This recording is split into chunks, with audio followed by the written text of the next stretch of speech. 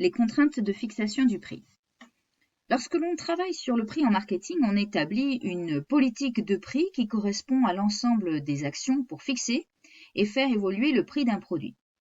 Alors nous travaillons sur la fixation du prix et après avoir vu les objectifs en matière de prix, nous allons étudier les 3 dernières étapes.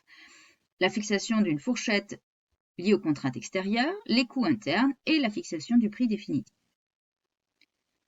Alors après avoir choisi cet objectif de prix, on va tenir compte des contraintes extérieures. Parmi les contraintes extérieures, il y a tout d'abord les contraintes liées aux lois et aux réglementations. Pour que la concurrence soit saine et loyale, la loi protège les individus grâce notamment en termes de prix à la loi Galland du 1er juillet 1996. Alors voici quelques situations interdites par la loi en matière de prix.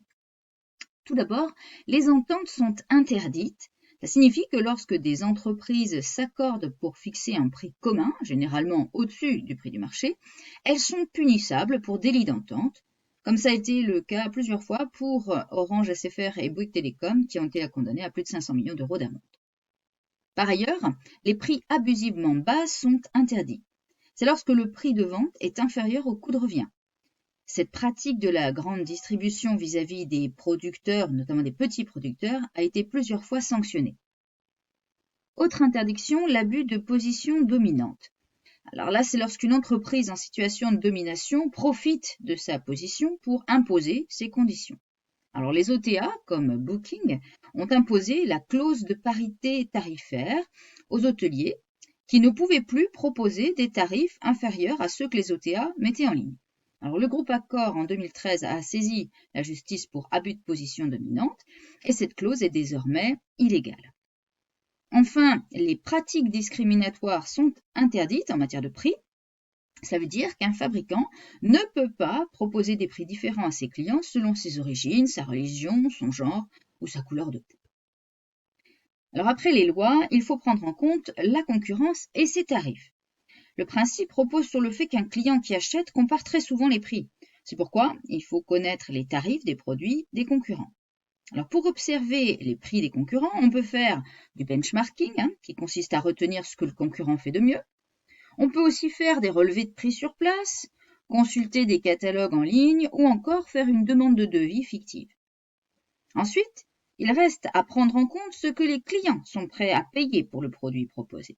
La technique consiste à réaliser ce qu'on appelle un prix d'acceptabilité ou prix psychologique et nous étudierons cet outil à part.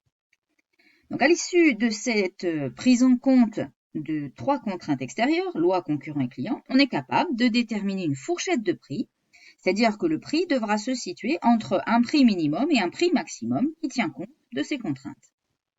Alors voyons maintenant la 3e étape de la fixation du prix qui consiste à tenir compte des coûts en interne. Il est fondamental que les coûts ne dépassent pas la fourchette de prix fixée plus haut. Donc pour calculer au mieux ces coûts, il existe plusieurs techniques. On a tout d'abord le coefficient multiplicateur qui consiste à fixer le prix de vente en multipliant le coût de revient par un coefficient souvent basé sur les pratiques dans un métier. Par exemple, le coefficient 3 en restauration ou 6 pour les boissons.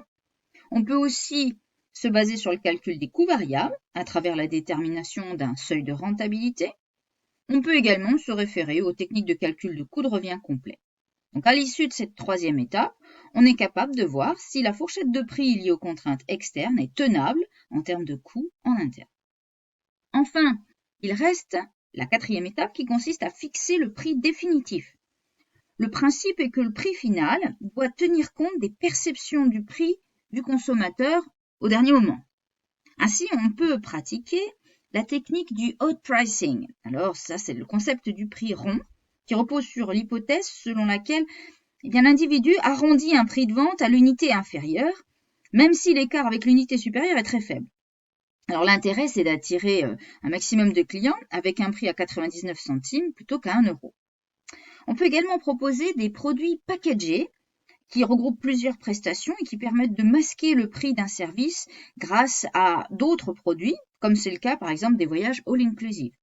Enfin, on peut aussi intégrer des facilités de paiement qui donnent aux clients l'impression d'un achat avec plus de prestations intégrées presque gratuitement. Donc nous venons de terminer les contraintes de fixation du prix et c'est la fin de cette